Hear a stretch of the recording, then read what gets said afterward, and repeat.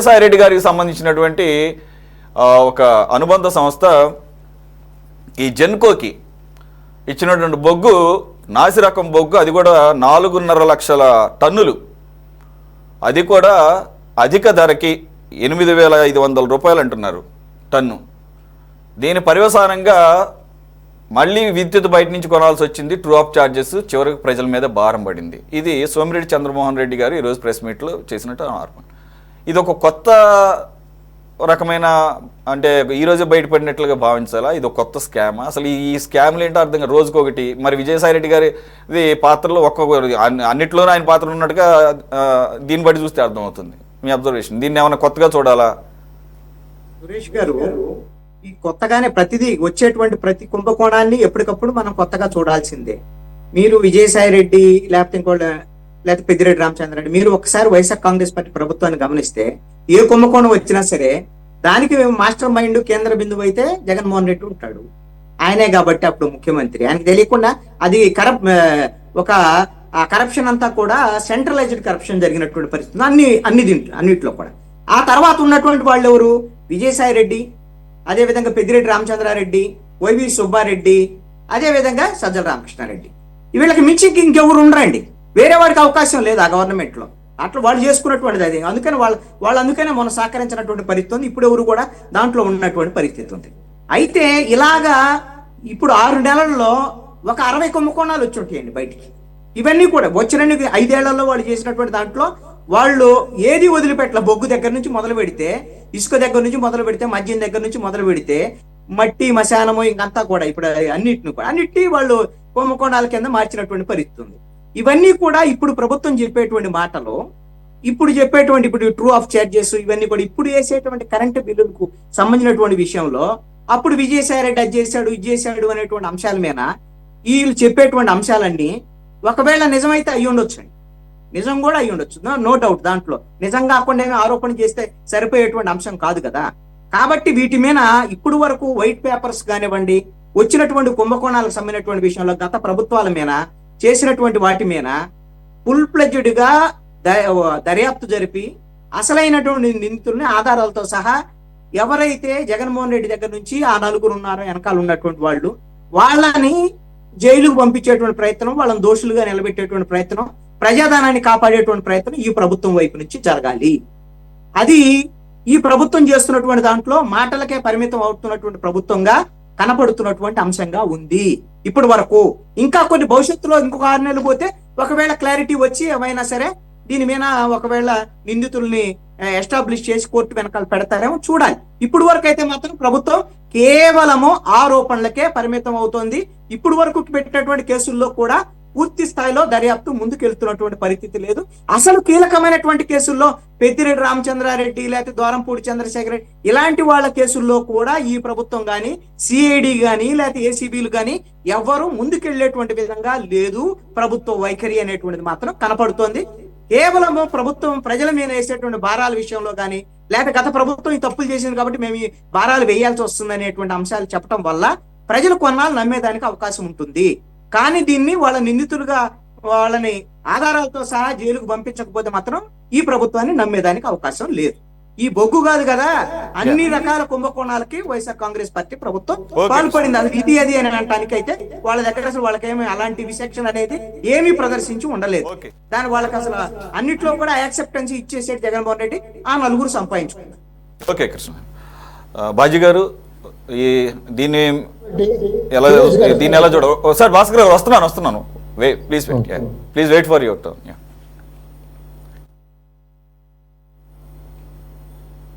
Sir Baji గారు, మీ audio ఒకసారి చూడండి, మ్యూట్లో ఉంది.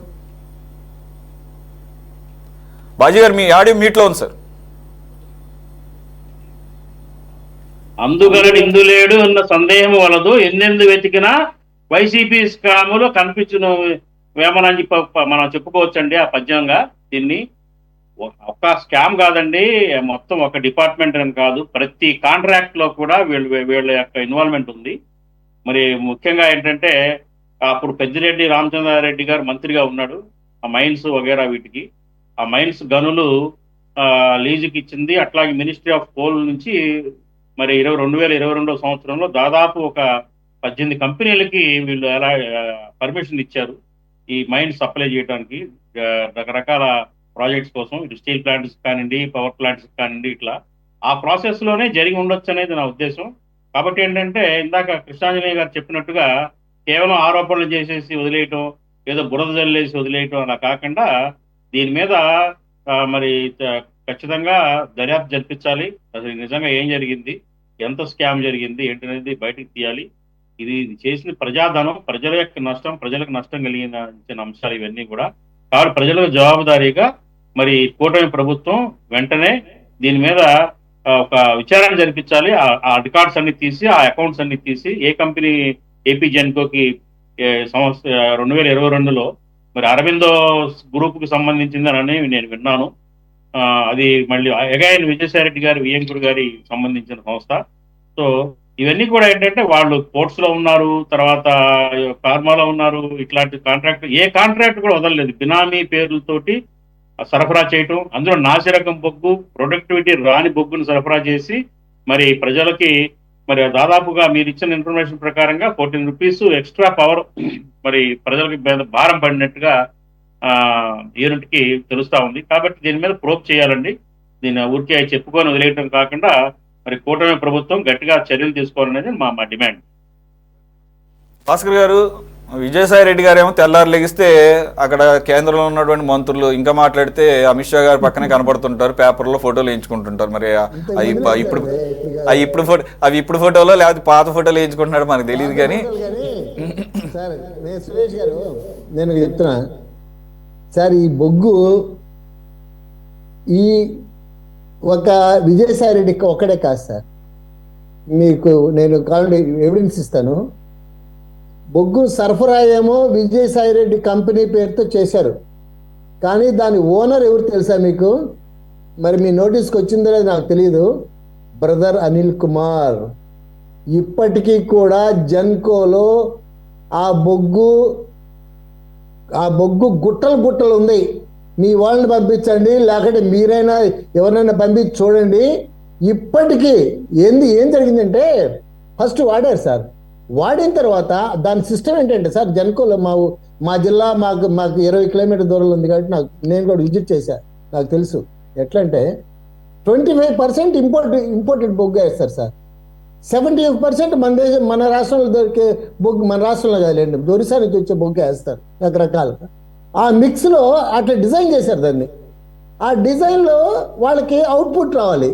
అవుట్పుట్ ఈ విదేశీ బొగ్గు వేసిన తర్వాత టప్పని పడిపోయింది సార్. టప్పని డ్రాప్ వచ్చేసింది. డ్రాప్ వచ్చిన తర్వాత ఏందిరా ఇదని చెప్పి వాళ్ళు తలకాయ బ్లాక్ కొట్టుకొని ఏం జరిగిందని చూస్తే ఇది నాసిరకం ఉంది. సార్ బొగ్గు మామూలుగా అందరికీ తెలుసు సార్, బొగ్గు నల్లంగా ఉంటుంది సార్. ఇక్కడ దోని ఎర్రగా ఉంది సార్, ఎర్రమట్టి సార్. అదే బొగ్గు కాదు, అది ఎర్రమట్టి. మీరు ఇప్పటికైనా చూడొచ్చు. ఇప్పుడు స్టిల్ ఇట్ ఈస్ దేర్. ఎందుకంటే వాళ్ళు వాడాలా పారేయాలా, ఏం చేయాలి? జెన్కో వాళ్ళు బిల్ చేసేసారు, ఏం చేయాలి? దాన్ని ఏం చేయాలి? పెద్ద క్వశ్చన్ మార్క్. కాబట్టి అట్లా అయిపోతారు. ఈ చంద్రమోహన్ రెడ్డి గారు చాలాసార్లు దాని మీద ఉద్యమం చేశారు. నేను కూడా వెళ్ళాను, నేను కూడా చూశాను. కానీ ఆ గవర్నమెంట్లో మనం ఏం చేయలేము. మనము కేసు పెడితే కంప్లైంట్ చేసి మన మీద కేసు పెడతారు. మేము అప్పుడు కూడా కేసులు కూడా పెట్టుకున్నాం, మేము భయపడేవాళ్ళం కాదు. కాబట్టి ఎందుకు చెప్తున్నా అంటే నేను not only Genco coal, entire ప్రతి ఒక్క దాంట్లో ఈ ఇందాక వారు చెప్పినట్టుగా విజయసాయి రెడ్డి గారు, తర్వాత ఆయన సజ్జల రామకృష్ణారెడ్డి గారు, తర్వాత ఆయన పుంగనూరు ఆయన, వీళ్ళ హ్యాండ్ లేకుండా ఏ వ్యాపారము జరగలేదు. చివరికి మా జిల్లాలో కొత్తగా వచ్చింది సార్, పోర్టు వస్తుంది సార్, రామాయపట్నం పోర్టు. ఆ పోర్టు కూడా ప్రైవేట్ పోర్టు. ఇప్పుడు మీరు చెప్పిన ఆ సంస్థకే వచ్చింది. వాళ్ళే చేస్తున్నారు. అది ప్రైవేట్ పోర్టు.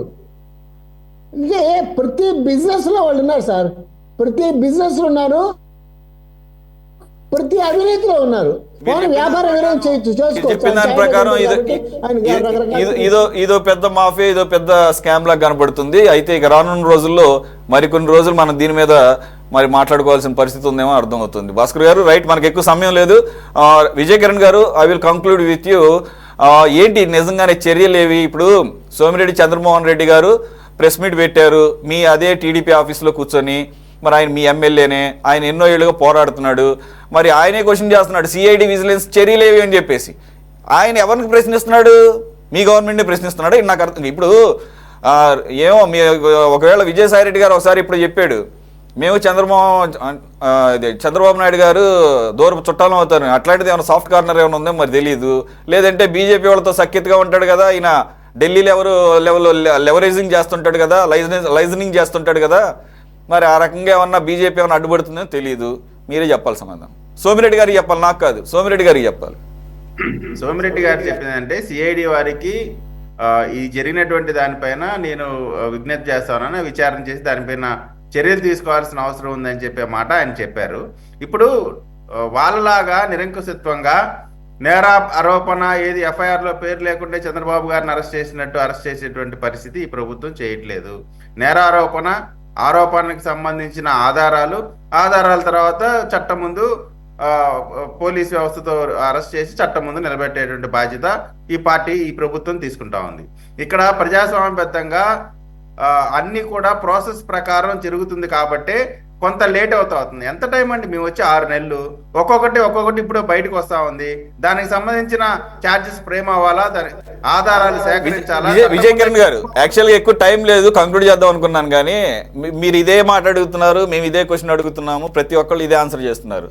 పేర్ని నాని గారి మీద కేసు పెట్టిన తర్వాత, అంటే నాని గారి మీద కాదు, ఆయన భార్య మీద అదే ఈ బియ్యం కుంభకోణంకి సంబంధించి పెట్టిన తర్వాత 2 రోజులకు 3 రోజులకు ఆయన ప్రెస్ మీట్ కూడా పెట్టాడు. Where is Perni Nani and family no? They are absconding. That's what you people are telling. Is it not shame on you? అంటే ఒక ప్రాసెస్ ప్రకారం ఏంటి ఆ ప్రాసెస్? వాళ్ళు వెళ్ళిపోయే వరకు, వాళ్ళు తప్పించుకునే వరకు, వాళ్ళు వెళ్ళిపోయిన తర్వాత గేట్కి ఏమో ఫార్మల్గా వెళ్ళి నోటీసులు అంటే ఇచ్చి అప్పుడు లుక్అవుట్ సర్క్యులర్సా? పక్కన ఉన్నటువంటి బందర్లో ఉన్నటువంటి వాళ్ళని పట్టుకోకుండా ఎక్కడో విదేశాలు పారిపోతారని లుక్అవుట్ సర్క్యులర్సా? ఏం సార్ ఇది? ఎక్కడన్నా అసలు కనెక్షన్స్ ఉన్నాయా? మీరు అన్నట్టు ప్రాసెస్ అంటే ఇదే డ్యూ ప్రాసెస్ లా కనపడుతుంది. అంటే వాళ్ళు తప్పించుకుని, అంటే మేము మిమ్మల్ని అంటలా, అధికారులకి ఆ రకమైనటువంటి శ్రద్ధాశక్తులు ఉన్నాయన్నమాట ఈ ప్రభుత్వం మీద, లేదంటే భయభక్తులు ఉన్నాయన్నమాట అర్థమవుతుంది. అధికారులు అందరూ ఒకేలాగా యాక్ట్ చేస్తారంటానికి లేదు. ఎక్కడెక్కడ ఎవరైనా వారి ఉద్యోగ నిర్వహణలో అలసత్వం వహించిన వాళ్ళపైన చర్యలు కూడా జరుగుతూ ఉన్నాయి. మీరు గమనిస్తే అనేక మంది సస్పెన్షన్ అవుతా ఉన్నారు, విఆర్కి వెళ్తా ఉన్నారు, పోస్టింగ్స్ మారుతా ఉన్నాయి. ఇక్కడ ఏంటంటే మనం ఇప్పుడు రాజకీయ పార్టీగా, వాళ్ళు రాజకీయ నాయకులుగా మనం ఏదో హై హ్యాండెడ్నెస్ తో వాళ్ళని ఏదో చేస్తున్నాం అనేటువంటి భావన కాకుండా, మేము చేసేది వాళ్ళు చేసిన తప్పుని ఒక ప్రాసెస్ ప్రకారం చేసేటువంటి ప్రయత్నం చేస్తా ఉన్నాం.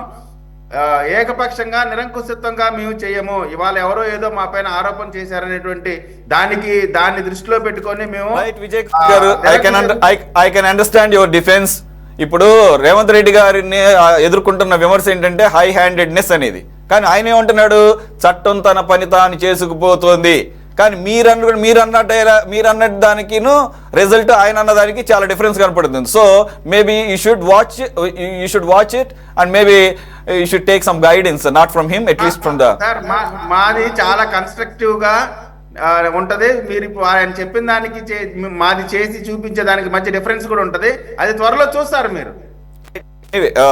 గతంలో కలిసి పనిచేశారు కాబట్టి రేవంత్ రెడ్డి గారు కూడా కాస్త మీకు ఆ దగ్గర మనిషి కాబట్టి ఏమన్నా ఆ విషయంలో కొంత దాన్ని ఏమంటారు, ఇన్ఫర్మేషన్ ఎక్స్చేంజ్, లేదంటే కనుక ఐడియాస్ ఎక్స్చేంజ్. అంటే నేను అనేది ముఖ్యమంత్రిని ఉద్దేశించి అంటలా, మేబీ అక్కడే అధికారులు ఇక్కడ అధికారులు కూడా ఏమైనా మాట్లాడుకోవాల్సిన అవసరం వచ్చిందా? థ్యాంక్స్ ఫర్ జాయినింగ్ కిరణ్ గారు, అలాగే కృష్ణాంజనేయులు గారు, భాస్కర్ గారు అండ్ బాజీ గారు. ఇది వాళ్ళ టాప్ డిబేట్. మరో అంశంతో మళ్ళీ కలుద్దాం. Stay tune to City 24/7.